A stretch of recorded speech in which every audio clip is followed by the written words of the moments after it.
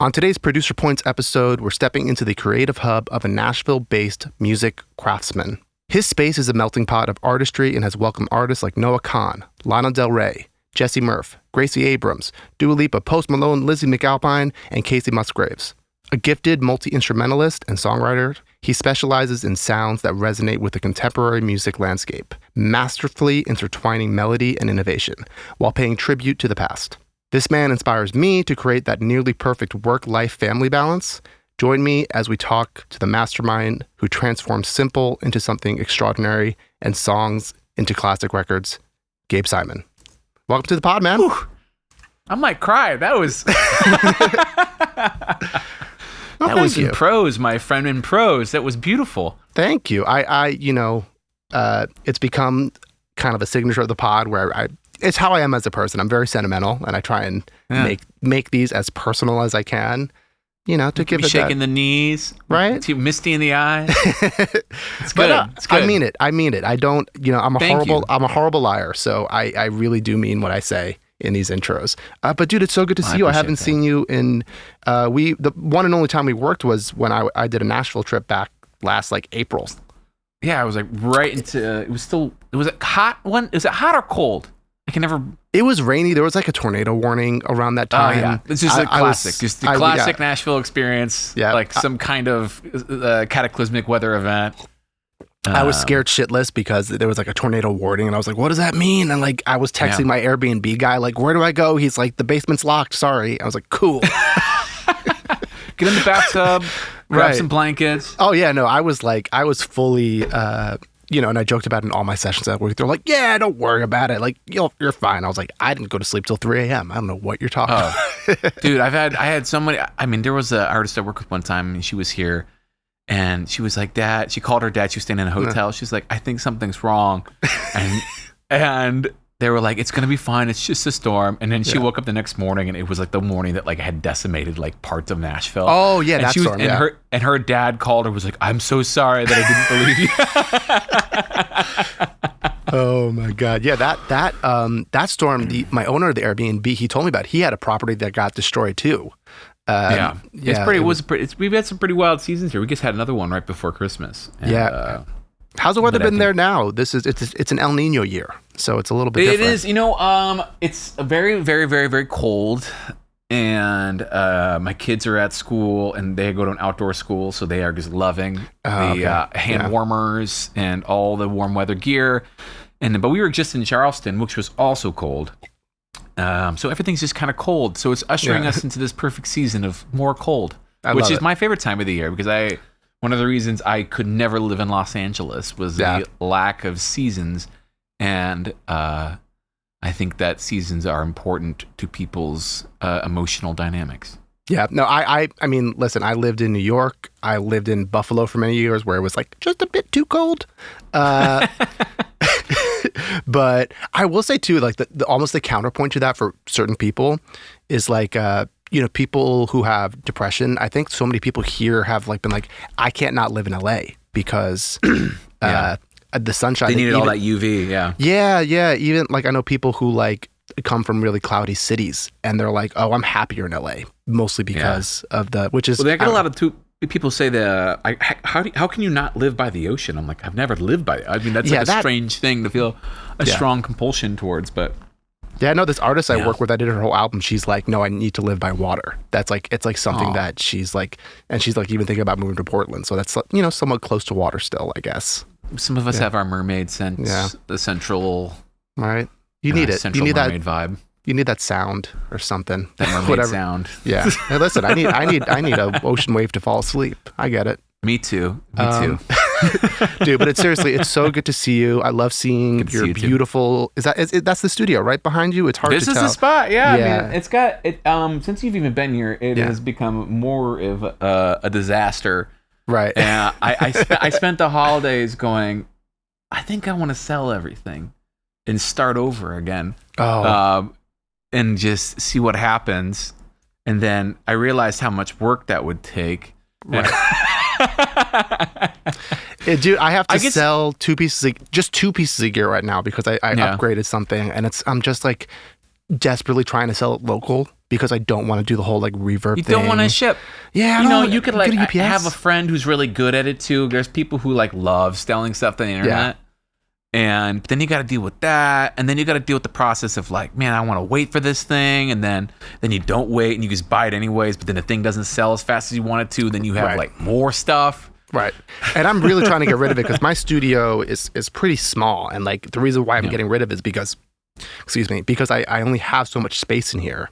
Otherwise, I wouldn't sell it. It's good. It's good to have it's like I have to keep this space usable. Yes, and it's like pretty packed to the brim too, but it gets the job done. Thank you. Yeah, it's like I'm very happy when people walk in here and from the outside it's just a garage and you don't know what's behind it, and then like I open the door, they're like, oh, this is actually pretty great. Here we are. You expect the worst, and then you walk, because there are some like really crappy garage studios where it's like you can tell you're in a garage. And yours, I know yours is technically a garage, or what is it? It is. It's the second floor of a garage, but I mean, it's a double garage, so it's pretty big, spacious up here. Your space is magical, I'll tell you. It's really awesome in there. I want to talk about how you got started. Did you start doing music at an early age, or was it something you picked up later in life? What was that story? It's funny. I have an older brother and sister. I'm the youngest of three, and both of them were really encouraged to pick up music. Sorry, ow. My parents, but they like hated it, and so they quit. And so my folks were kind of like, Gabe's probably going to be in the same lane as them, so we're just not going to encourage it and let it do whatever it is. And then my brother had this old Washburn acoustic, and one day I was like, I had this big old fat case, CD case, like the 4-binder. What was that? What were those? I can't remember. Logitech. No, Logitech kit. That everyone had in their cars. Everyone had in their car. So I had one of those, and it was full. My brother had gone to college, and I had his CDs. And I was going through, and I found 2 records. One of them was Sex, Blood, Sugar Magic by the Red Hot Chili Peppers. And the other one was OK Computer. And then I just started playing his shitty Washburn acoustic along with some of the songs, especially with the bass parts. I loved bass parts. And I was like, oh, this is really, really cool. Maybe this is a fun thing. And I never liked I hated like going to guitar lessons, and I didn't like guitar books. My parents were always buying like, oh, maybe you like this Mel Torme guitar book. And I was like, who is this guy?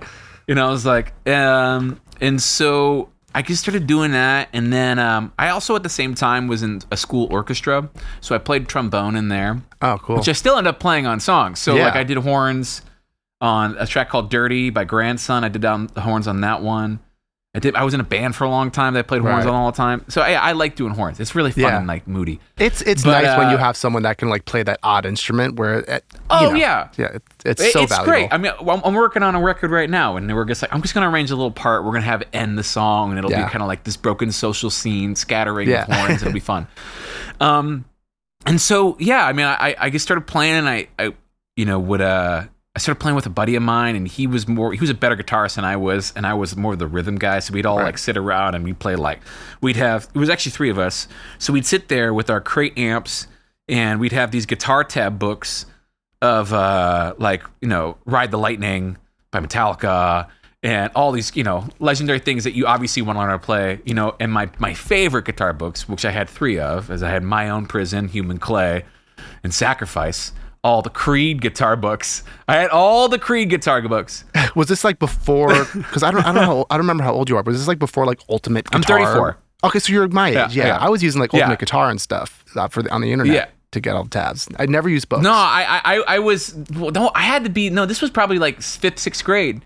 So we would go to like. I grew up in the South, in South Carolina. We would go to either Best Buy and buy guitar books, or go to the Christian bookstore and we would buy guitar books. And so that's how I would learn how to play. And my parents, they're pretty devout Christians, and they were like really weirded out when I started playing Metallica and Crazy Train by Ozzy Osbourne. So they're like, okay, let's get you some Christian guitar books and some Christian versions of all these things. Right.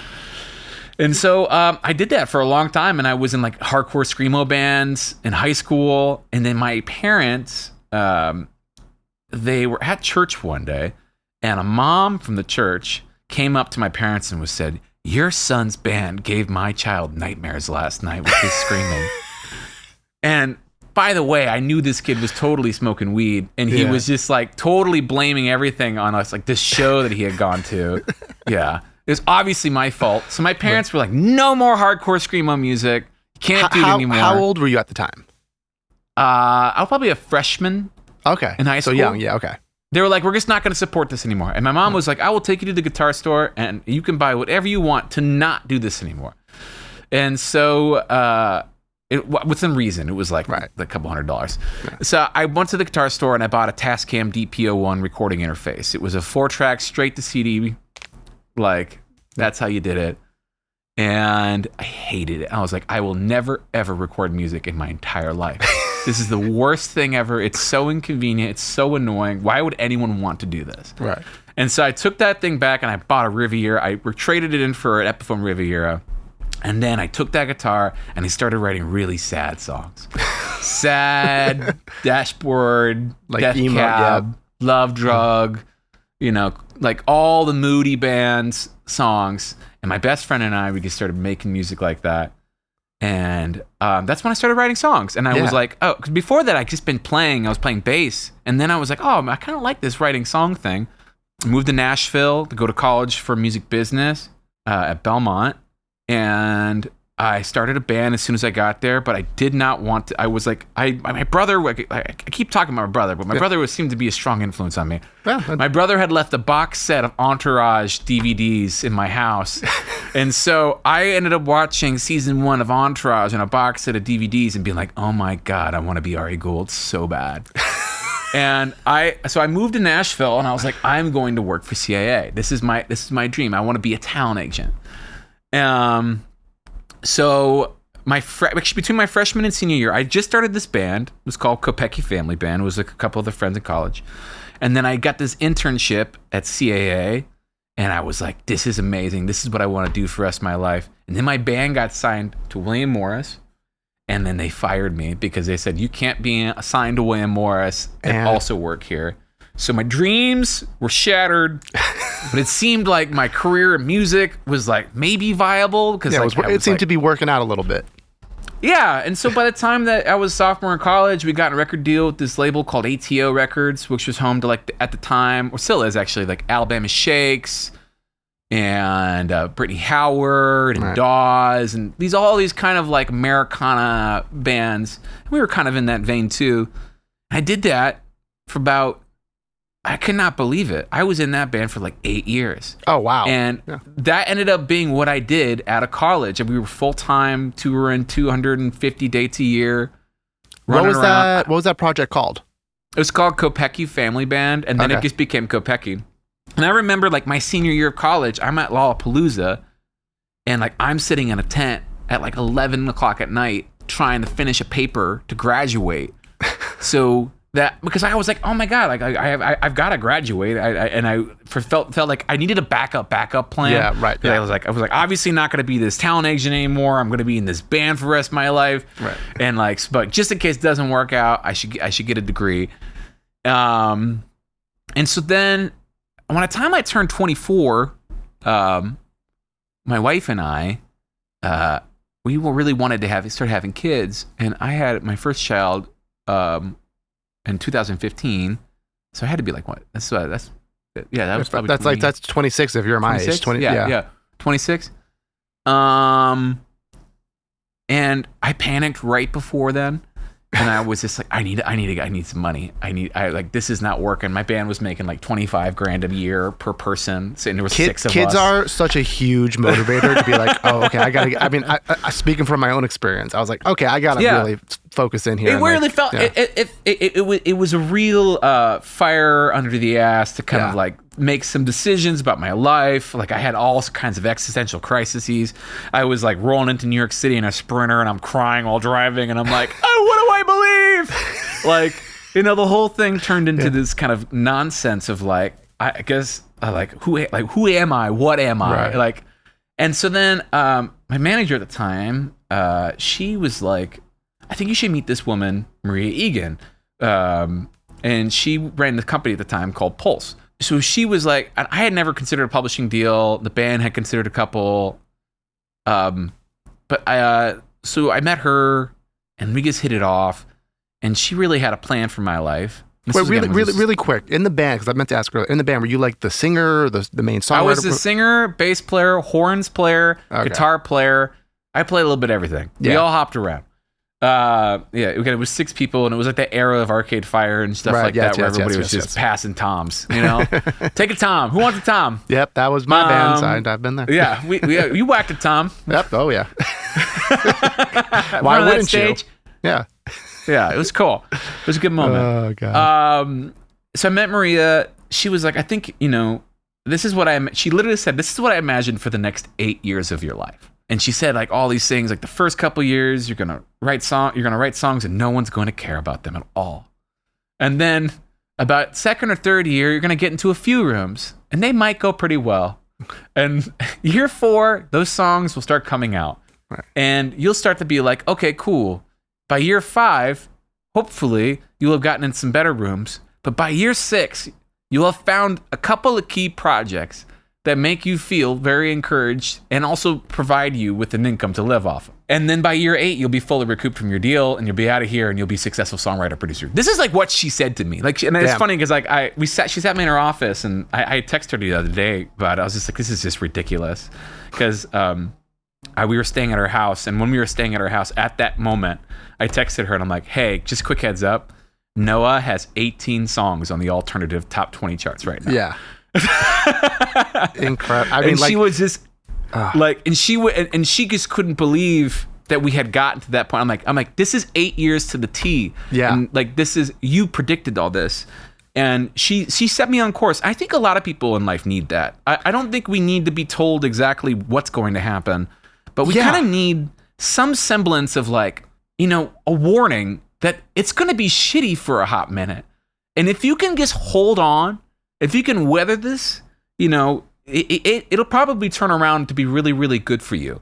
But you got to be willing to take on that much risk and that much time. Yeah, I wish every publisher or manager had that conversation with their, artists or producers. And you can send this interview to them afterwards. I mean, that's the idea. Exactly. And that's the thing. And the big reason why I'm doing that podcast is to educate youngsters. But like, just people, I see it all the time. Like people signed a publishing deal and they're like, all right, I'm going to start getting cuts. And it's like, maybe, probably not. Yeah. And just like be prepared. Even like what you're saying with the risk, it's like, all right, like learn how to stretch out that money, all the little. Dude, we got, at the time it seemed like a ton of money. Right. We got like $120,000 for a 3-year deal plus 2 options. Right. Okay. Which we were like, oh my God, this is more money than God. Like this is unbelievable. We made that $120,000 last for almost 4 years. That's good. And that's hard. And that's hard. And I drove Uber and Lyft all night long. Yep. And because to pay for our family and our kids. I mean, that was crazy. I mean, my first cut ever on the outside of being in my band was with Dua Lipa on the first record. And it was on my first writing trip to LA. And it was a trip that we were like, let's go see if we like LA. And then we were like, I hate this place. We're never going to live here. So, but it was on that trip. And, when I got that cut, I felt like this was the moment. This is the thing that changes everything. And it didn't. It's made some money, but like, if you're like, well, with that, just before you go off that song really quick, with that song, like, were you a writer? Were you a producer on that? I was a writer at the time. Yeah, I think that's what happens. Before I ever started producing, it was just like I was just in rooms with people. Yeah, taking the risk. I think that's what happens when you have that first like big-ish song, right? Especially as a writer, especially when there's like multiple writers on it, where I think it's hard for the industry to really understand that like, when it's your first one and maybe you're only one for like a couple months, right? It's like you were just lucky to be in that room. People are so stupidly, cautious about that. They want you to like, which again, I get everyone should have to prove themselves. I'm for that. But like I had that same problem where I had like a bigger song and it was just like I really had to be like, God, no, I deserve to be in these rooms. Like I'm pretty sure I'm good at this. I wasn't lucky. I mean, obviously I was lucky. That's dumping. It's a little bit of all of it. I mean, as soon as you say one thing, I deserve to be here, but I was lucky. Yeah. But I wasn't so lucky that I didn't deserve to be there. But right. Yeah, it's a whole thing. Yeah, man. It's just, this like crazy ride, and it's, no one knows what they're doing, and everyone is talented, and like it's a talent, luck, and hard work. It's it's finding that balance. And in the midst of it too, like, and I think that like, you got to follow your true north in this stuff. Yeah. And I say this a lot about how I view artistry as well. Like an artist, not even just like what we do every day, but like the kind of artists that I want to work with, and I realized this over time as a writer and seeing who was taking songs, but then from that to like just working with an artist, is that I wanted someone who told me what to do. Yeah. Like, like at the end of the day, like the great artists of our generation, we think of the records that influence you, the Chili Peppers ones I was talking about, or the Radiohead records, like I'm sure that they struggled at times, but they were like, I'm just going to be Tom York. I'm going to be Tom York. Right. I know. Or I'm going to be Anthony Kiedis. And I'm like, and they write songs that maybe not everyone will love, but they write what they love. Yeah. And I think that that's what, one of the things that I had the hardest time with as just being a writer was coming into rooms with producers who would sit on a computer or a laptop, and I we would all collaborate and work together, but it kind of felt very much like we were telling the artist what they were supposed to sound like. Yep. Or we were just like and I keep saying we because it really does feel like you're tag teaming them. You're like in the room and it's like, there's a writer here, or maybe two writers, and then there's a producer. So we're all kind of looking at this artist, and we're like, what's going on in your lives? And like, let's dig in, let's figure out all this stuff. And then, we're not really giving the chance for someone to like really tell their own story on their own time. Mm-hmm. We got 4 hours. I might have another one of these coming up in a couple hours. There's this sense of like, well, we just can't wait, or this does the artist know? Do we even trust the artist to be able to know? And I think for me, one of the reasons I stopped being just a songwriter and when I started being a producer is that I didn't stop being a songwriter. I just changed the role of what I wanted to do, and I wanted to spend more time on things, and I wanted to be more patient with things, and I wanted to take more risks that would involve deep bonds and relationships that may or may not pan out. Yeah, I mean, I did the same exact thing. I have a very similar kind of upbringing or story that you have, or like band, whatever. And I was a writer, mostly working with artists, with other producers. Yeah. And I had that same thing, like so many, I think we both came up around the same time where it was like pitch music was like kind of king at that 2010 to 2016 time.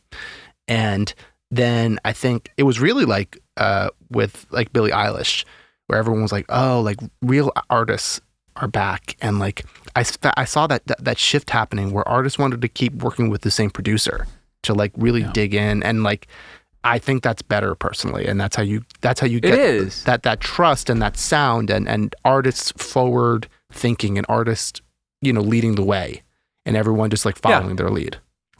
I think it's important to write the last or deepest cut possible with the artist first. Yeah. Right. I think that we are looking to build a bond, like we're trying to find, it's a journey, it's Sacagawea and Lewis and Clark making their way west, we got to figure this out, in this unknown universe. And it takes time to, get to know each other, to understand how people tick. I've worked with artists who, numerous people would say they are a very difficult artist. And I find them to be the most easy artists to work with because all I have to do is wait. Yeah. And prompt, and I one of the things I like to do, and it really changed when I started treating it more like more like a classroom and or even like a session, like a therapy session, right, and less like a job. And I would sit down on the ground and I grab my journal and I sit there and I ask questions and I try to help people remember moments and why and what they felt like and all these things. And usually it comes off of things that they say. And like, it just, I don't know. I feel like I really get to know them and understand what makes them tick. Usually that leads to all kinds of sonic exploration that like never would have been even considered. if we didn't have that moment. And vulnerability. Yep. You just want people. People want to connect with other human beings, and I think that was the biggest mistake of the last 15, 20 years of the music industry was not giving any credit to the listener. Just assuming that they wanted only hits and only want the one thing, and they had to sound a certain way and be done by certain people, and I have no problem with those people, and I have no problem with how those things have functioned, but it's just not the only thing. No, I think everyone in the music industry got really obsessed with like the Max Martin style of writing for a little while, and that's kind of, for better or worse, has kind of gone in the background now, where it's like it's more artist driven. He's so good at that. Right. That should be his. Right. Right. You know, let's like Pablo Picasso, great artist, steal, but like we don't have to always just steal from the same people. You know, we can find ourselves and then be like, well, that's kind of like a thing that kind of feels a little Swedish. Yeah. Right. That feels a little K-pop. You know, like that feels a little. Just enjoy it all. I was gonna say too, like I feel like nowadays, right, the 2024 now, there's almost 3 types of producers, and I think producers should learn how to figure this out for themselves sooner than later. I think there's producers kind of like how you and I work, where artists focused, want to dig in, want to do the whole project. I still do the random, pop sessions, whatever, but I know what I'm good at. I do that. Then there's the producers who are really great in like pitch sessions, where they can make an incredible sounding demo first day, work really fast, come up with crazy sound designs. And then there's like beat makers. And I think learning what you're good at early on and just keep not only hitting that button, but mostly hitting that button is, I don't know, I wish I found that out about myself so much sooner, because for so long I was like trying to do like the pitch, pop producer thing. And I'm like, I can do that, but that's not what I excel at. I excel at digging in, and because I'm also a songwriter first, and I want to know what the song's about. Like my sessions, like I'm not producing so much in the room, I'm focusing on the song and want to know what it's about. And there are some producers who don't work like that, and there's no right or wrong way. It's just the point I'm trying to make is like understanding who you are and being okay with that and accepting it to a certain point. Yeah, I think that like even in the sense of like not being like a demo day of producer or like a pop producer in the session, like I've been in plenty of moments like where I've collaborated on that sense. Yeah. Like working with my buddy M-Phases on the Rule record, it was like they came into Nashville. We wrote 2 songs. I was kind of the producer of those 2 days. Right. We did these 2 songs. Then I gave it to him. Right. And he made it into the universe of Rule. Wow. And it sounded so much better because he's kind of like this overarching character who's making sure everything threads perfectly together and is spending the time to do that. And I can just be this flavor. Right. That was brought into his world that he is now going to manipulate. Yep. And, the same thing, so I met Kaz, who has done a lot of the Dua stuff. Right. He hit me up after I worked on that first record because he just loved that song so much. And he was just like he was good friends with another buddy of mine, a guy named Todd Clark. And he was just like, that song's so great. I really love it. I think we should find some way to work some more together. But, when he was working on the Haley Steinfeld record, like right in the middle of the pandemic, he hit me up and he was like, hey man, I know we've been trying to work on something together for a long time. Like, can you try some ideas? And I ended up coming up with 5 or 6 ideas for him, just sitting in his way. And we found one that we loved. And then I was like, well, can I bring in Mickey Echo, who's like one of my favorite top liner writer buddies. And he and I ended up finishing this song called Coast together. Yep. That then we brought to Kaz, and then he brought with Haley, and it was so collaborative. Yeah. And that's a long game. Like, again, I thought that begging by Dua was going to change my life. It didn't. But Cause and that relationship that came from it has fundamentally been a key part of my story and how I became a producer, and also continued to show me what I could do and believe in myself. I mean, like, every time that I would do something, I was like, I'm not good enough to do that. And then I would do it. Or I'm not good enough to do that, and then we would have that. And then I'm not good enough to do that. I don't even know how to do that. Like, listen, I just got my studio reset up. I have no idea how it works. Yeah. Like, I have to do that. And oh, God. I got a couple pieces of gear, and I was just like, I can't, I was freaking out. I couldn't get an SM7 to like work for this interview. So it's just like, I have my limitations. Like, I'm not good at all these things, but like, I want to learn and I want to get better. Right. And I want to work on things that I don't know how to do. And like Noah, I'd never made a folk album. Right. You know, like and Noah had never made a folk album. Right.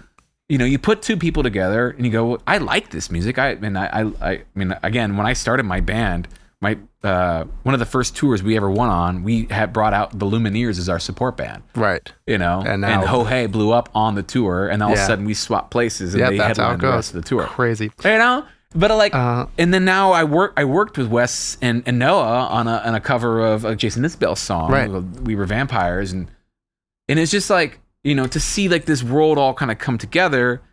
And again, it wasn't something I knew how to do, but like we figured it out. We've kind of navigated it all. It's having that courage to, you know, believe in yourself and be like, okay, I can do this. I'll figure it out. Like, let's see. It's music. Yeah. I mean, if it's not music, then I don't know how to do it. Like, you know, if it's like, you know, like if we're like, hey, maybe make me an Ableton beat session. I mean, honestly, maybe I could figure it out. I just don't know. There's some things I know how to do. I could play. I like to play. Right. I like to have my hands on things. I mean, I'm the shittiest drummer, but I love playing drums. Yeah. And I love putting things together. And it's just, you know, give yourself the time and the space and the confidence to be like, you know, I'm not great, but it's going to be fine. Yeah. So you brought up Noah, and I actually wanted to transition to that really quickly. I wanted to know that relationship has been so fruitful for you both. I wanted to know, like, what's that story? How did you guys meet? How did you both decide that you should be doing the project? What was that like?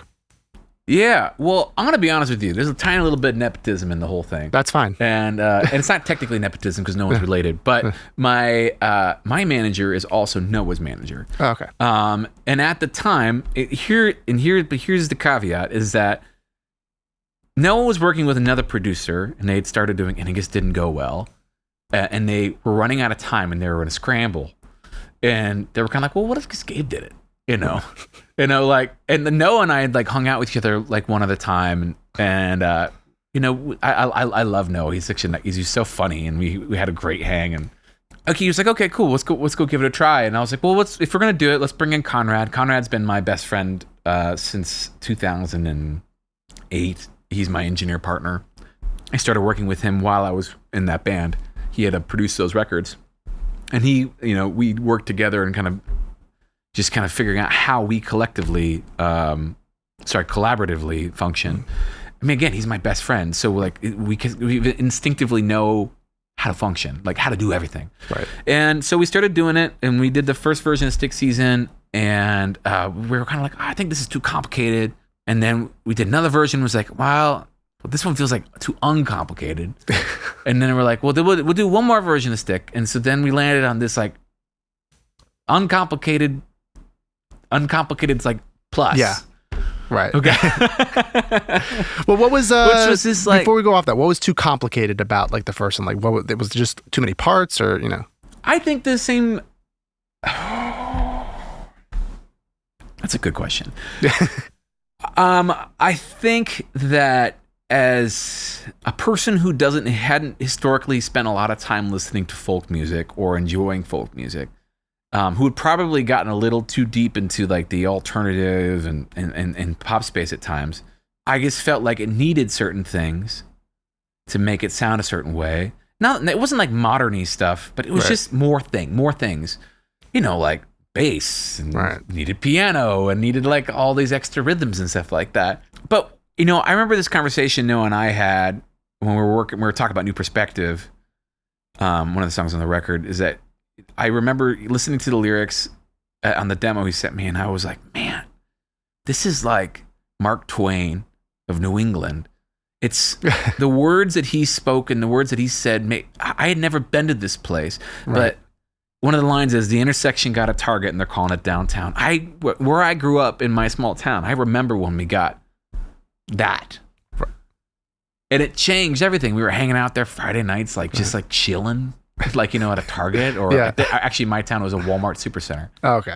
And I just remembered that, and then and it was important because I think I stopped in that moment and I was like, it's all about the words. Right. It's all about the lyrics and storytelling. So that, I'm very grateful happened within the first 2 songs of the record, because we didn't have to go down this huge what's the true north thing. You know, it's like, no, it's just about the story. It's about the words. So what are we going to do to make it the least complicated, that reinforces the story in the song, that sounds and feels exactly like a person singing and writing these songs, like it, so it doesn't feel convoluted at all. And it's not impossible to pull off live, because it's so easy but rich and nice. So I sat with Stick, and I was back here in my studio after we'd spent the day together, and I was like, well, I want a kick, but I didn't like kicks, and so I was just like, I started pounding on the acoustic, and that's the kick drum. That's so. Can I say I have, because we're going to talk about Sixth Season in a second, but one of my notes here was like, the kick is perfect. I love it. Is it a reel or a sample? And there you go. It was just me pounding on my acoustic guitar. Wow, that's incredible.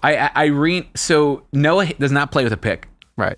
So he plays with his fingers, and historically, he actually hadn't played on a lot of his songs. Joe Little had played on most of them in the past. And I was like, we got to have him finger picking, because it's great. It's iconically Noah. This could be the new thing. Right. And they were like, well, this doesn't drive as well without a, you know. So I became his pick, you know. I would accent whatever he would do as my driving pick hand. So then we added that. And then I was like, well, I kind of want to rip a banjo part, you know. Yeah. I have a picture of me sitting in my overalls in the studio, just like, like, and I'm just like, this is the most hilariously banjo part ever, and I love it, and it was so perfect, and it felt like a nice little lift, and we had tons of harmonies on the song, everything, and every time we did it, we're like, it's not as good. And I give a lot of credit to the team, and I mean the team, I mean Drew Simmons, who manages Noah and I, and to Ben Adelson at Republic. They were like, the song's already like, people love it, like, don't make it chill, don't like get in, don't like flop a bunch of shit on there to like make it busy. Yeah. This is the thing that keeps popping up, and it's on the podcast, is the power of the mute button when you're producing. And it's so powerful, and like everyone should play that mute game when you're kind of towards the end of the production, because and also on effects, you know, like I think we all get a little gung-ho on reverb, because we think we adds more vibe, and it really does. I mean, like, there are moments on the record where reverb just makes it right. But like, there's also the beauty to like just the simplicity of a close mic and a vocal. Yeah, like, it feels really powerful. So I mean, and then Stick has just kind of continued to go. I mean, it's so funny. Like, I thought Stick was good. I liked other songs on the record way more. Right. But, you know, everybody was really excited about it. I was like, okay, cool. It sounds good. Yeah. You know, and now we're like, what? It's been number one for 2 weeks in a row in the UK. It's had such an incredible run, you know, and very well deserved. 16 months later, 16 months after it came out. Yeah. I mean, it's pretty wild. It was funny. My folks were at the show in Charleston in 2022. And that was the first show. The tour was 750 cap. Right. And they were like, "Oh yeah, it was good. His fans seem really excited. You know, they seem really excited about whatever's happening." And then, you know, a year later, he played in Charleston again, and it was for 17,000 people. Yeah, so you're kind of just like, it's just like the whole thing is just, it's really cool. But he's always like, I mean, again, the artist following True North. I remember having this conversation with the label, and they were like, "So Noah wants to make a folk record." And they were like, "Is that like a Taylor Swift folk record?" Is that like, or are we talking about like what are we talking about? And I was like, no, he wants to make a folk record. Yeah. Like, I mean, like, you know, all these things that you thought nobody likes anymore, you know, from like 15, 20 years ago, right, that he grew up listening to and loving. Yeah, we're gonna make that record. We'll make that record. But it's gonna be new. They're gonna be new because, you know, again, I'm 10 years older than Noah, so like my folk childhood, I have also Eddie Vedder and Pearl Jam. Right. And like, I stood in line with my brother to go see Dave Matthews Band, and like all these things to where you can see, like, we were listening to, when we were working on the record, we were listening to, we're doing that song Come Over, and we were like, man, what if we made this like Goo Goo Dolls Iris? You know, I play a high strung acoustic. So like, good. It's like, did this majestic thing. And we're like, who does that? It's like, no, it's a terrible idea. We shouldn't do that at all. Okay, let's do it. Yeah, let's. You know, and then we were doing another song, and we were listening back to Dave Matthews's. What's this? It's not. I can't remember the name of the song. It doesn't matter. We'll figure it out. It was like it was a song, but we were like, I was like, no one. I really do not. I'm not a Dave Matthews fan in any capacity, but there was something about the performance that you got to give credit to these people who, before the music that we live in now. And I think this is another reason that the record has been so fun to be a part of, is that because we create natural dynamics. Mm-hmm. It's not just about adding more stuff. Right. It could just be velocity. Like the drummer's digging in a bit more, or the part gets slightly more complicated, or gets played a little bit harder, And I think that makes a huge difference in music. And instead of just like, what's another layer? It's like, no, like, look, we've got 24 tracks. Let's make them important. I think that's the biggest difference between producers, kind of like us, where we grew up being in bands and having to rely on, the 4, 5, 6 people in the room to make things feel bigger and smaller in transition, versus producers now where it's like, I'll just put a riser in there. And it's like, me, it's like, I'm the same way. I like to play in and like, with my real piano behind me, dynamics with the guitar, like I think it's coming back. I think a lot thanks to the record that you've done, and just because people want, I don't know, I think technology, anytime technology kind of forces its way into music, there's that anti-technology movement. The correction where it's like, we're going to go back a little bit.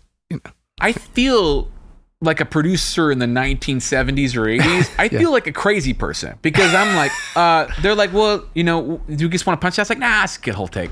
Yeah.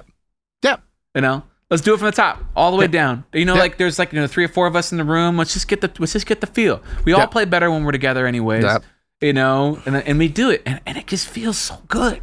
Yep. It's and it spoils you too. Yeah. Like so there's Noah's lead guitarist. Is this kid Noah Levine? Yeah, no. He did some work for me on a record. He's great. I remember that. So you helped me with that. and so Noah, he came in and he played on a couple songs on the deluxe album. Yeah. And he was a college kid from Berkeley and had been making his bedroom pop songs.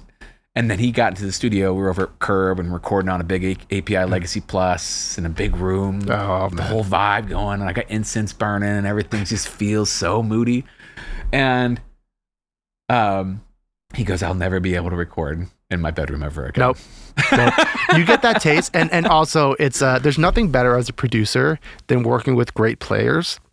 Oh, dude, it's a gift. It's because it's again, no offense to the people who have figured out how to manipulate splice in a very efficient way to make a world of music, but there is a beauty to having a great craft of an instrument. Oh yeah. And having great players in a room with you, like different drummers, every drummer is different. The touch, the feel, every guitarist, one will overplay, one underplays, one's just right in the middle. Yeah. Some people handle criticism super well. Some people don't handle it at all. Yeah.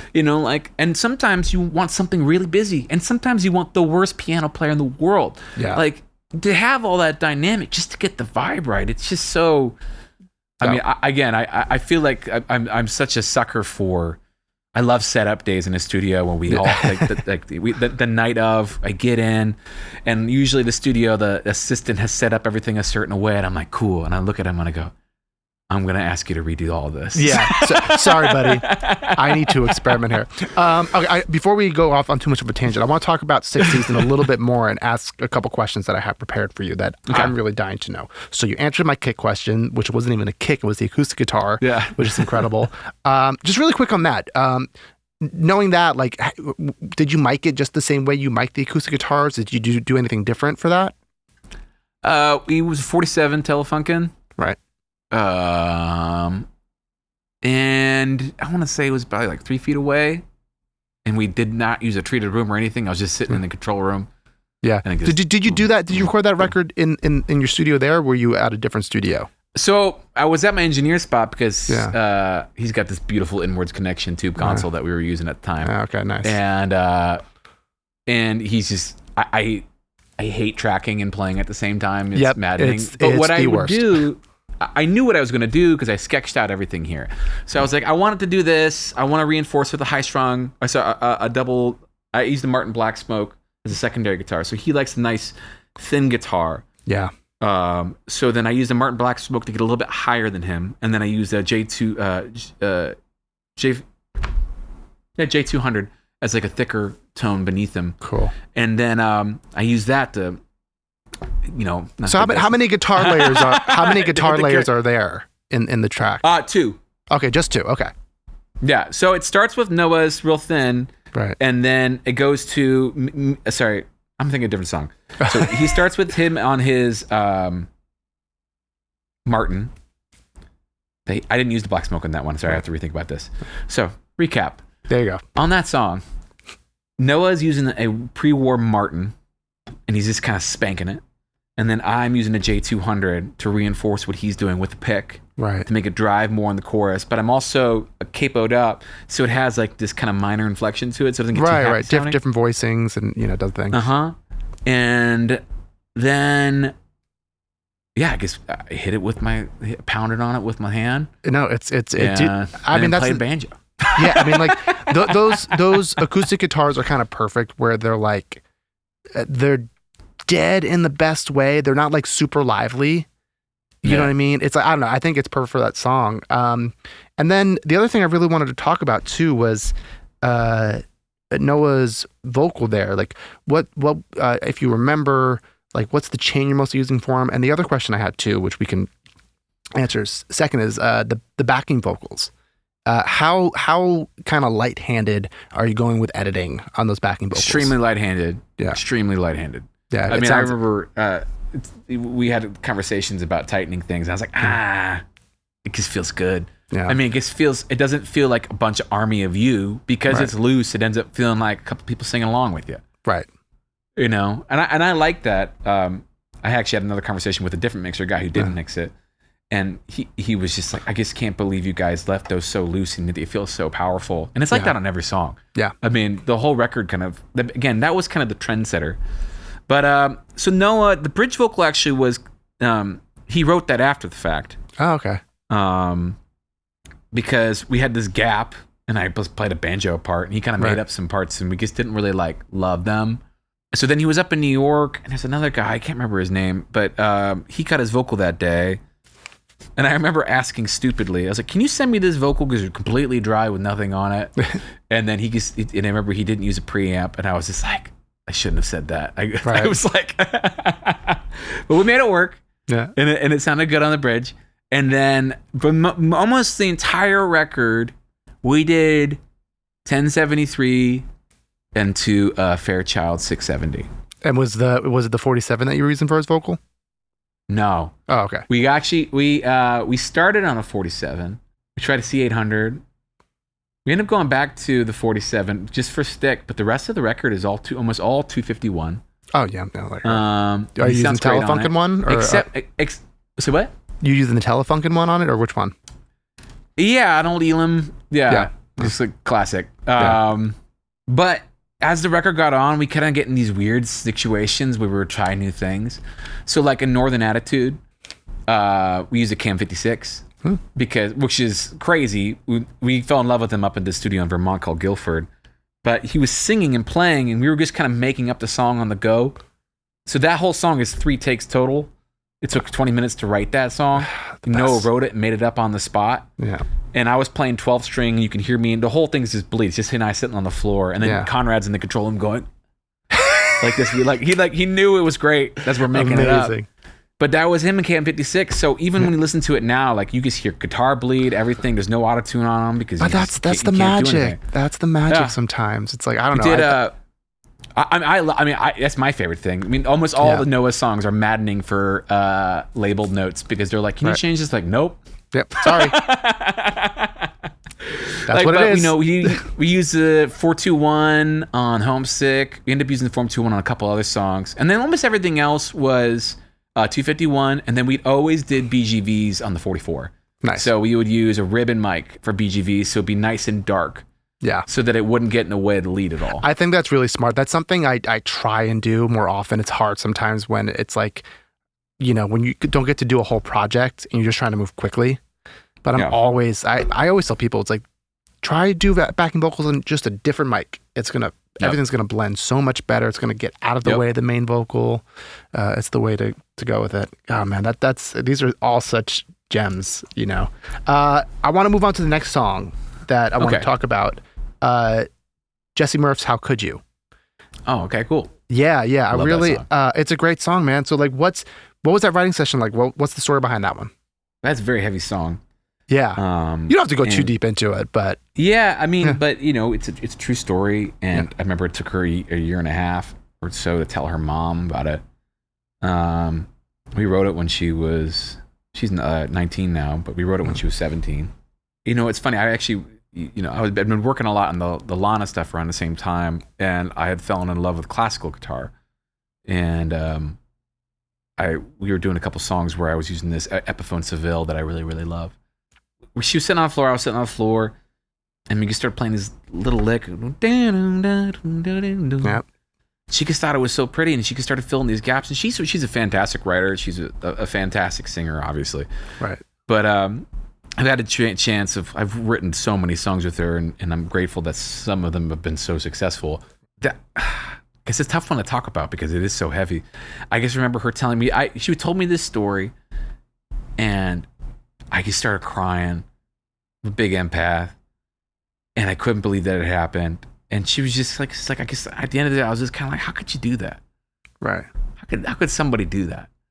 And it kind of just came out of us really simply. Yeah. And you know, for so long, it wasn't anything but a classical in her voice. So we ended up adding some cello and some violins, which are very it's a strange song because I think that this was one of the moments where you kind of disagreed with A&R people a little bit. Right. They didn't like how haunting and creaky the strings were, and I was just like, that's like, to me, like, were they real strings or was it like a mellotron? Oh yeah.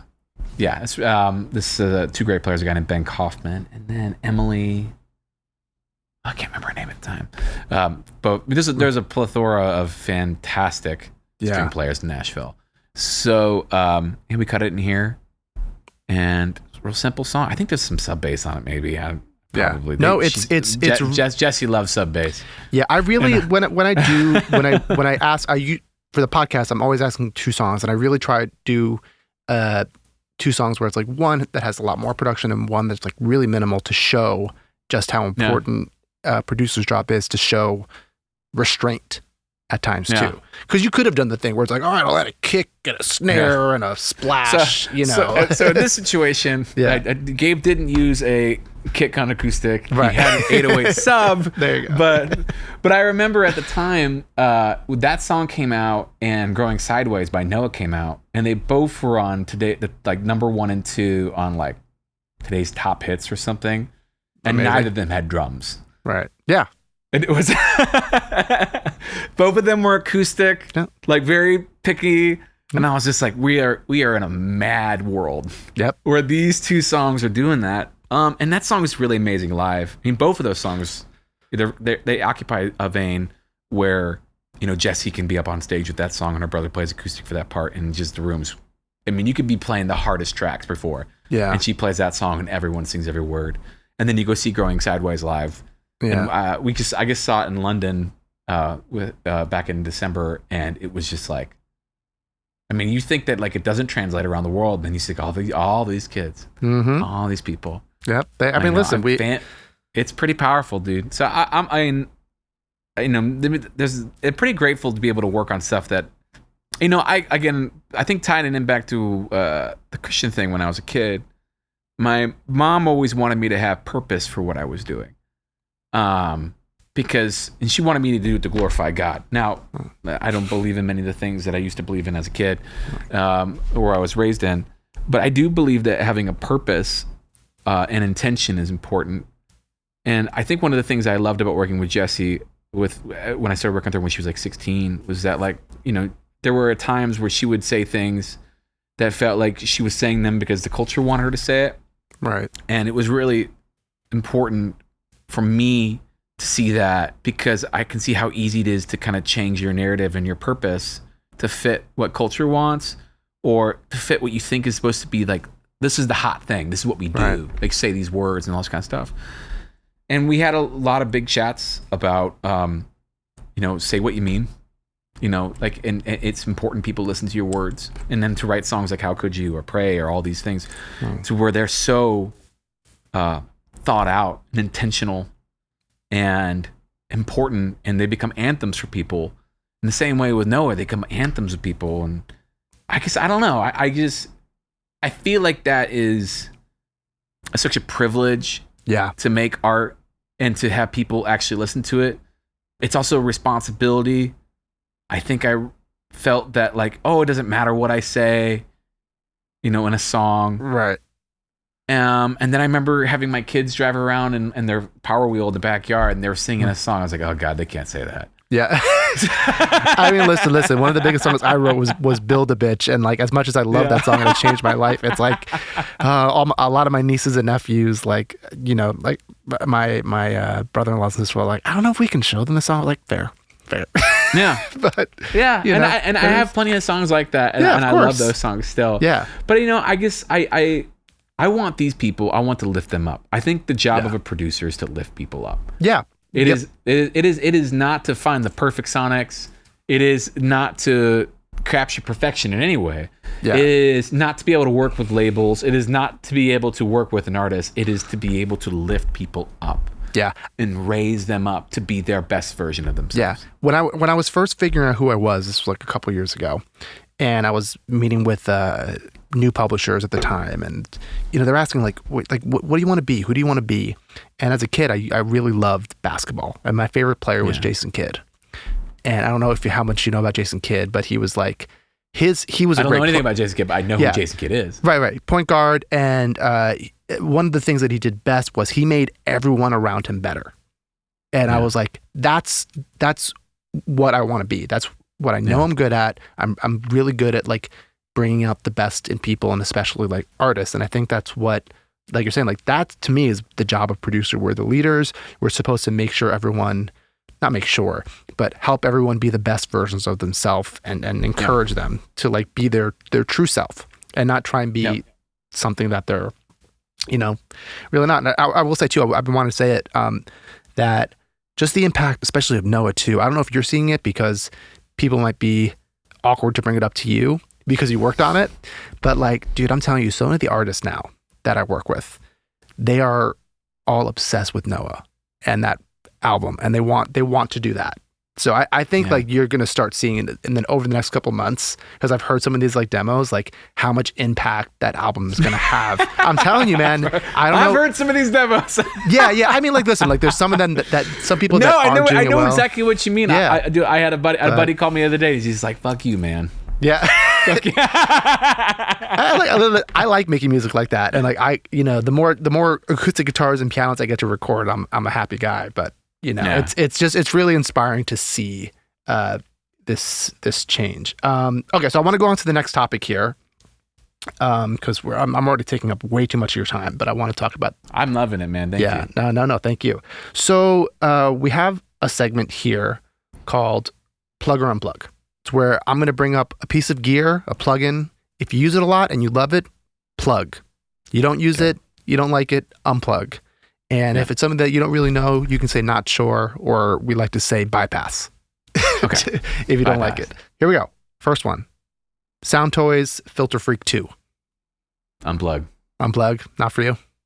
Not for me. Yeah. I used to use that a lot, and then now it's just like, I'm like, it's fine. I don't need it. I can't remember the last time I even opened that. Yeah, same. I love it. A Neumann U87. Unplug. Same. I hate that mic. I hate that microphone. Conrad had he was like, "Hey, want to buy my 87 from a minute?" I was like, "Yeah, I'll try it." And I'm like, "I hate this microphone." No, I'm that guy where I so rarely don't work in my studio, but if I'm at like a camp or something, or I happen to be at like a studio that an artist wants and they have an 87, I'm immediately finding an engineer. I'm like, get me a different mic. Get me out of here. Get me something else. Can't stand that microphone. It's so bright and gross. It's very 2005 in my opinion. And I don't want this. This one I'm very curious about because you're a Logic guy.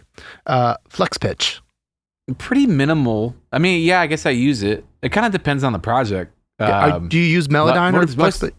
Not really, no. No. I mean, Conrad does when we're doing things, but Noah doesn't really love a lot, so we only do a couple things. And Jessie doesn't really like auto-tune either. Right. It's always project dependent, obviously. I always ask permission. So if there's something I feel nervous about, like there was like one note on one Lana song when I was just like, "Can I tune that?" She was like, okay. Yeah. That's like one note. Yeah. It's hard. I've convinced a couple artists I've worked with. There are some artists that they're like, I would like auto-tune on my vocal. That's like kind of part of my sound. I'm like, cool, great, love it. And then there's... Well, and I mean, the other part, I think it's a problem is people who record with auto-tune. I don't like that. I'm the same way. I really try not to. False confidence, man. Yeah. Yeah. There are some people who I've just learned where it's like, they really do sing better with autotune, and I just like bow out. I always try and convince them to try without it. Yeah. But it's a tough battle. But no, I was going to say that like there's been a couple of artists that I've worked with where they've gotten so used to hearing their voice with tune on it, and I hear them and I'll record their vocal and I'm like, I don't know if you need tune. Like, I think you sound better without it. And then they're like, no, please just like do it. And I tell them, it's kind of a half lie, but it's like, I'll only do kind of like light corrective tuning where it's like, oh, I really love how you said this word, but you were a little flat. And I just, correct it. And I'll send it to them like, oh my God, I sound amazing. I'm like, yeah, I didn't do much. It's you, And a good comp is right. is key. Yeah. And then at that point, if you really feel you need it, Conrad is a very good vocal tuner. Yeah, no, it's really important. Okay, next one is the Waves SSL G-Bus compressor plugin. No, which one is that? That's like their main SSL compressor, basically. I use this one. Is that this one? Basically, yeah. Okay, so you have like a real one. Okay. It's an unplug on the plug and a plug on the. So, is that yes? Is that the real? Is that not? Yeah, it's a newer one, but it's it's a 4K compressor. Yeah, no, those are great. I don't have a real one. I just I don't. It's only the 500 one. I think I guess the other one's 500 too. I don't really love SSL, but the 4K is great on master chains. Yeah, and one of my least favorite things about California, in addition to all of the things I think are uninteresting, is that the abundance of SSL console studios. Yep. Is obscene. And it makes sense because, like, ironically, when you think about what people do there in LA versus what we do here in Nashville, there are a lot more Neves and API in Nashville because there's a lot more full live tracking. Yeah, they're better. In my opinion. I agree. I like so the taste. I'm coming out in February for something, and I think I've located the Neve 88R room and the API 2408 console that I want. Okay. Very nice. That's exciting. Next one is Goodhertz Toop, their Tape 2 plugin. No, I don't think I've ever used it. Oh, it's good. It's one of my favorite plugins. Lives on my mix bus. It's like, I put it on vocals a lot. It's a really good, I mean, Goodhertz in general, they're probably my favorite plugin company right now. Should I write this down? You should. Goodhertz makes really fun and interesting plugins that sound incredible. And I don't know, I highly recommend them. I really like them. I'll check them out. The next one, for our listeners, they know I asked this on every plug or unplug. It wasn't the original plan, but it just kind of became this way because it's very funny. CLA vocals. No. No. This one I've only done one record where the artist refused to not, like, he had to use it on his vocals. Yeah. And he had a preset, and he just only wanted that preset. And that was it. And that's that. They're just so used to hearing. Like, what's your reasoning? You just don't like how it sounds. What's why no? I just don't like the way it's. I think it's so bright and a lot of things. I don't like a thing that does a bunch of shit. You know what I mean? Yeah. Like it's like a super digital modern keyboard that has too many buttons and controls, and I'm like, I don't know. Yeah, it's like I kind of just want like, I want a compressor. Yep, that's it. Just put a compressor on it. Yep, exactly. And it's like a lot of it, especially if you don't like SSL kind of sound EQ, like that's what it is. It's an SSL board. Yep. And it's and I find that's too, funny. Maybe I can ask this question now. Once you have a good vocal chain, you end up doing so little. But like, speaking of that, what's your vocal chain there? What are you working with? It depends on the artist. Jessie's 1073. I got a Rev F over here too from the 70s, and I have a Rev A that I use for some people. The Rev A sounds really good on James Bay. So I do that with, he sings into FET 47. Yeah. How hard you hitting your compressors? Let me see. I'm at like what, 10 o'clock on input, at like just past midnight on output. You know, the attack is at 7. So attack's at 1, releases at 7. It's pretty full on. I'm looking at my 76. That's like almost what I have here. Yeah. Yeah. Yeah. I'm one of those people. So many people out in LA, I feel like they're afraid to use their compressors going in. Well, people are afraid to commit, and I am lazy. Yeah. I like to commit and have no control over the back end. There you go. No, I'm the same way. To me, it's, when I would rather just EQ. I would rather EQ afterwards. Same. It's like I'll EQ and then I'll do some clip gaining if need be, if I my compressor hit it too hard or not hard enough or whatever. But it's like what I always say is I like how my compressor sounds. Why wouldn't I use it? That's crazy. Yeah. I've been enjoying. I got this crazy compressor. It's this right here, this Gemini Easy Rider. Yeah. It's an 80R compressor. It's basically like the micro of the compacts. Yeah. It's super cool. When I use it as parallel for vocals. Yeah. It is so fucking aggressive. It is. So if you want like a really dirty like Casablancas vocal or like Kiedis or something like that, it's awesome. It's great rock records. I use it a bunch as a parallel for this Coin record I just did, and it's awesome. It's as a parallel, It's kind of like, but then like mine's kind of fucked. So one channel is much better than the other one. The one that's the really fucked one is amazing for guitar. Like you go. It does make a thing. Wall of sound. Yeah. It is so cool. That's so cool. I noticed that your A there was an Audioscape. That I have their D, the Audioscape. How do you like the A one? It's good. I have enjoyed it so far. I mean, I got that F, the Uri one, and now I've been using that a lot more. But the A is pretty damn solid. Yeah. I used the real one the other day. Actually, it was a C, which apparently is an A, but with like a black face. Oh, okay. No. Yeah. It's very confusing.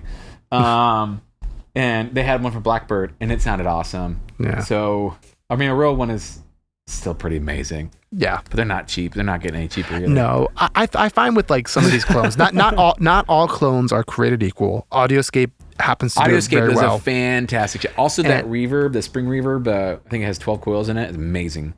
Oh, great. Yeah. Okay, yeah. Conrad has one, and we used it on the Coin record. Is basically the send for like the whole thing. Oh, God, we had like a Percassi set up, which the Percassi is great, but then the spring was just so sick on drums, all kinds of stuff. It was badass. Don't make me buy more things, man. It's so cool. Okay, and then the last piece of gear here. Again, for our listeners, they know this, is that it's a very commonly used piece of gear or plugin. So this last one is the mic I'm talking on right now, Shure SM7B for vocals. Yeah, it's funny. It really depends on the artist. Like that Coin record I just did, we used an SM5 for a bunch of it, and I love SM5s. I've never used one of those. Yeah. Oh, it's so sick. Have you seen them before? No, I don't even know what they are. But it's the precursor to the SM7, and it's a great mic. It's a great mic. We use that I work with this guy named Co Wetzel. We do all his vocals on that one, and then we were doing most of Chase's vocals on that. But then he wanted to spend more time on his own. Like, so even when we were tracking at RCAA. The Coin record, which is an amazing studio. It's got another API board that I love. And he was like, can I just take an interface and go sit at the piano and cut my own vocals by myself? And so that's what he would do. So he would take the SM7B and go out there and do that. Yeah. I do not like this mic. Yeah. Ryan Hewitt, who's an engineer and mixer that I use quite a bit, he has an original SM7, which sounds a lot better. Yeah, those are hard to find though. But people really like holding this thing. Yeah. And there's something about holding it that people enjoy. So if they could put more mics in this kind of configuration, I think more mics would be used. Yeah, I think it's again, it goes back to that kind of like good performance thing where like, hey, there's that story about the first Coldplay album where I guess Chris just sounded better when he was like, holding the mic and able to move. And they that record famously used an SM58 for a lot of those lead vocals. And same thing with the Killers, right? And yeah, all same. those records. It's like if that's what's going to make them sing their best, like great. If they got to be able to do that, and Chase loves holding it and singing it, and that worked really well from him. I know, and then we did. Every record's been a little bit different because you just want to capture a different character, also like a different vibe. Like I feel like one night I put Chase on a 47. It was really crisp and clear, and he sounded great. But he's just like I felt too clear. Like I feel like I'm sitting right on top of the mix, and he wanted to blend in a bit more. Or then you make a James Bay record, who's historically like a singer-songwriter pop artist, and he's like, I want to be right on top. Yeah. But I also want to feel kind of rock and roll. So the FET 47, which my engineer for that record was this guy named Mark Broughton, who I love, and he does all the Sam Fender stuff. And I was like, I want that Sam Fender like darkness, but like still pokes out. And so it was the FET 47, and it was perfect. Yeah. I mean, that's why I have my 47. That's the kind of the vocal sound that I gravitate towards.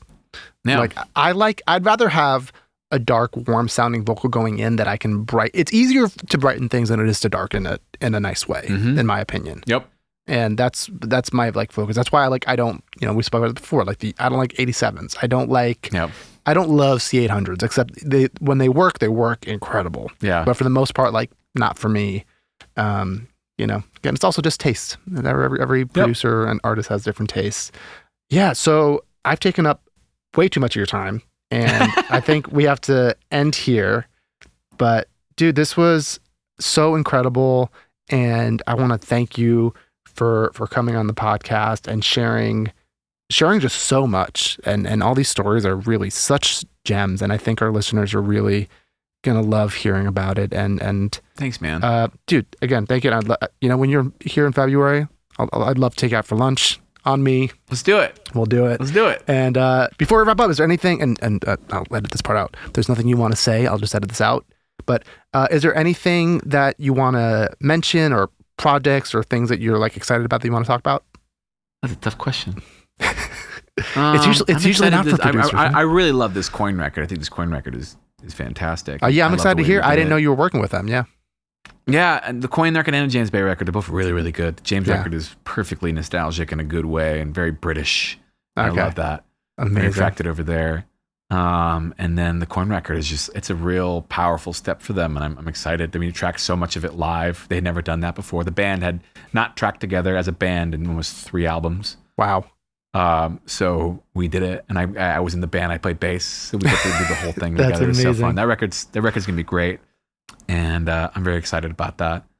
And then, I'm excited for this year. There's a bunch of cool new projects that I'm excited to get involved with, get to know some of the people. And my wife and I are going to the Grammys in February for Noah's Best New Artist nomination. And there you go. We're getting stressed out about that. And, listen, it's not so, Grammy week isn't so bad. It's fun. No. You just have to I've learned to let go. I've learned to I'm just going to have to let go. Yeah. I used to view it as, okay, I got to go to these parties and network and blah, blah, blah. And now I'm just like, I go to these parties and I run into people who I'm genuinely happy I ran into. Yeah. And that change of perspective has made it so much more enjoyable to me to go to these things. I'm also excited. I'm excited to go and there are people I've been working with for years over Zoom or whatever, and I haven't had the chance to hang out with them in a hot minute. We're all going to be there. That'd be fun. That's amazing, dude. Oh, man. So good. Okay, well, dude, thank you again so much. And thank you, Justin. Thanks for listening, guys.